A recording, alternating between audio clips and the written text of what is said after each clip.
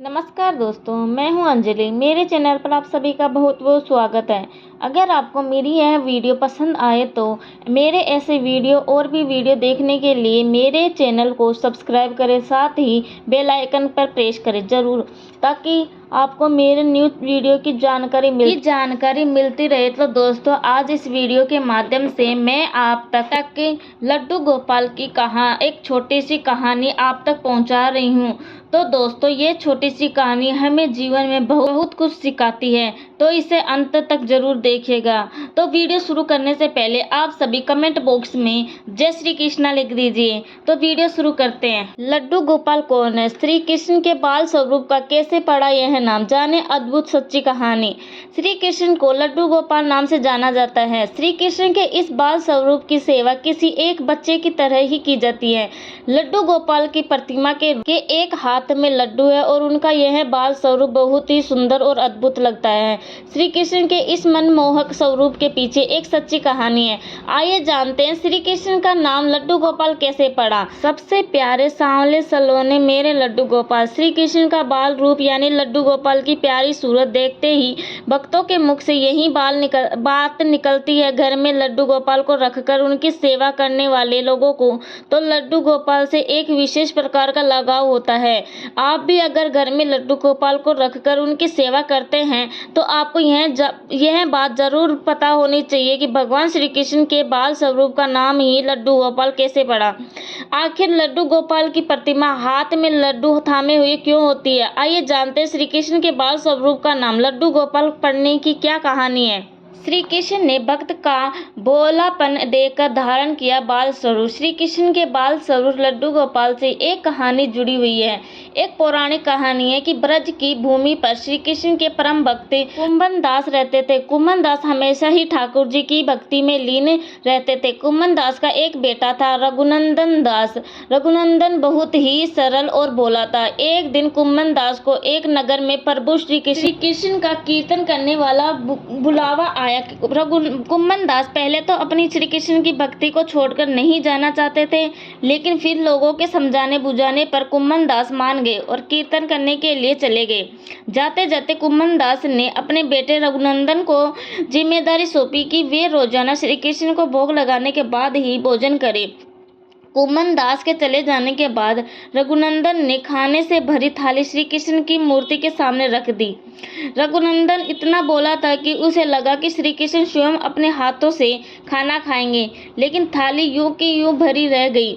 यह देखकर रघुनंदन रोने लगा और रो रो कर श्री कृष्ण से खाना खाने की प्रार्थना करने लगा।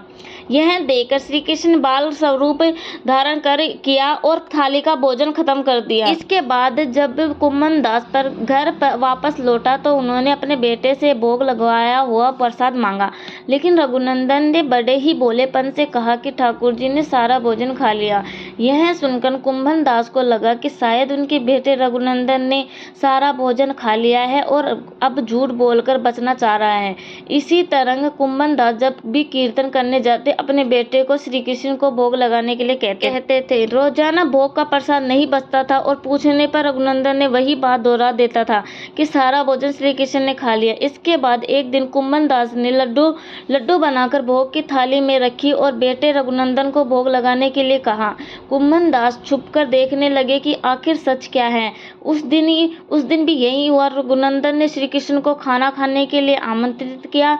श्री कृष्ण ने बाल रूप बनाया और लड्डू खाने लगे। जब कुंभन दास ने स्वयं श्री कृष्ण को बाल रूप में देखा तो वे दर्शन के लिए दौड़े चले आए। उस समय कृष्ण के एक हाथ में लड्डू और दूसरे हाथ वाला लड्डू मुख में जाने को ही था कि वे एकदम जड़ हो गए। इस घटना के बाद से ही उनकी इसी रूप में पूजा की जाती है और श्री कृष्ण के इस स्वरूप को ही लड्डू गोपाल कहा जाता है। अब है एक लड्डू गोपाल की सच्ची कहानी। यह लड्डू गोपाल की कहानी और उनकी एक ऐसे भक्त की है जो निस्वार्थ भाव से अपने प्रभु की सेवा में लीन रहती है।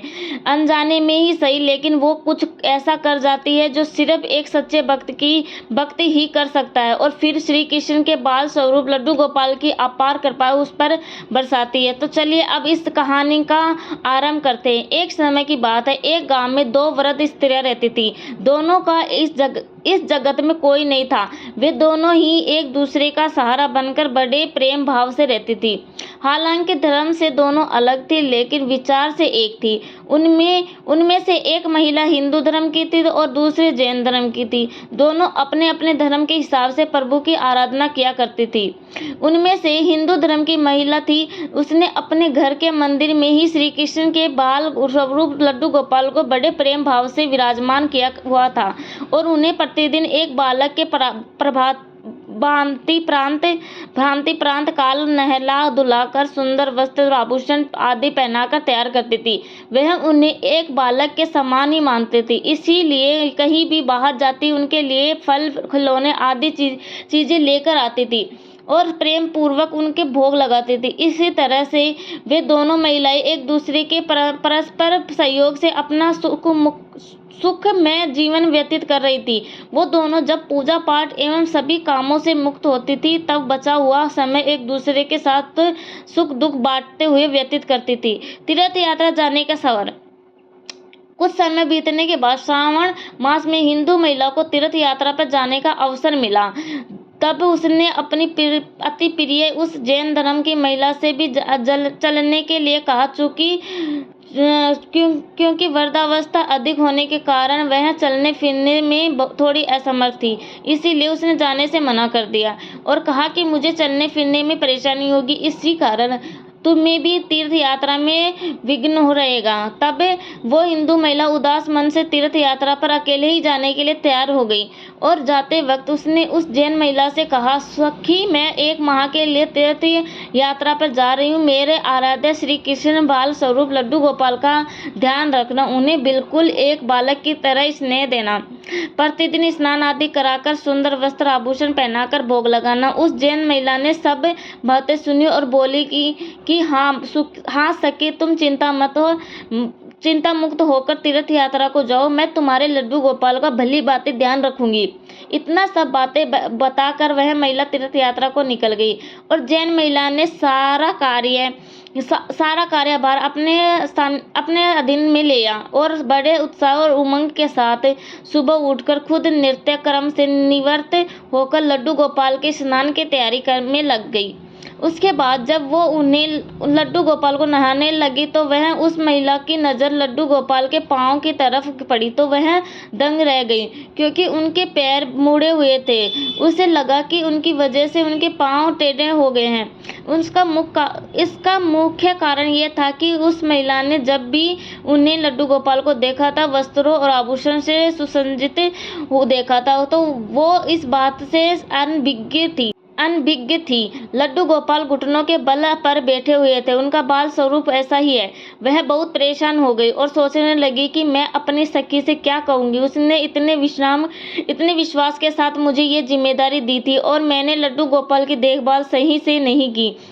यह सब सोचकर वह चिंता में बैठी रही कि उसे याद आया कि उसकी सखी ने कहा था कि लड्डू गोपाल सिर्फ एक प्रतिमा नहीं बल्कि जीवित होते हैं। बस फिर क्या था, उसने निश्चित किया कि दिन प्रतिदिन उनके पैरों की मालिश करेगी और वह दिन में कई बार ऐसा ही करने लगी और जैसा कि श्री कृष्ण का स्वभाव है वो ही उतना कृपालु दयानिदान उस वृद्ध महिला की इस नादान भक्ति से वशीभूत होकर उन्होंने इस पर अपनी अपार कृपा लौटा दी। और एक दिन वह महिला रोज भक्ति की प्रातः काल उठकर लड्डू गोपाल को नहाने का प्रतिबंध कर रही थी कि उसकी नजर उनके पैरों पर पड़ी। उसे देखा कि उनके लड्डू गोपाल पैर ठीक हो गए और यह सब देखकर वह वृद्ध महिला खुशी से फूली नहीं समाई और ये सारा वृत्तांत सुनने के लिए अपनी सखी का बेसब्री से इंतजार करने लगी। तीर्थ यात्रा की वापसी।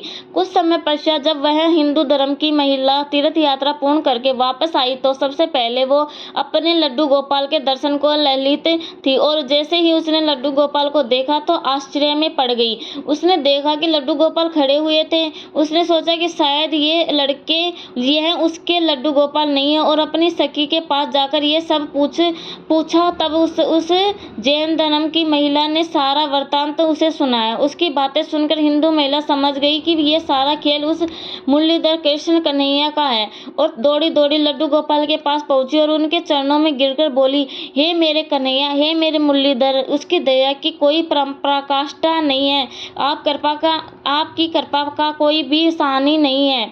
और फिर उस जैन वृद्ध महिला से बोली कि हे सखी, तू धन्य है, तुझ पर श्री कृष्ण की ऐसी कृपा हुई है जो कोई कभी सोच भी नहीं सकता। मुझे नहीं पता कि हमारे लड्डू गोपाल के पांव तो ऐसे ही हैं, क्योंकि उनका ये बाल स्वरूप बैठी हुई मुद्रा में है, लेकिन तेरी भक्ति ने इसके इस स्वरूप को बदल दिया, इसके पैर सीधे कर दिए।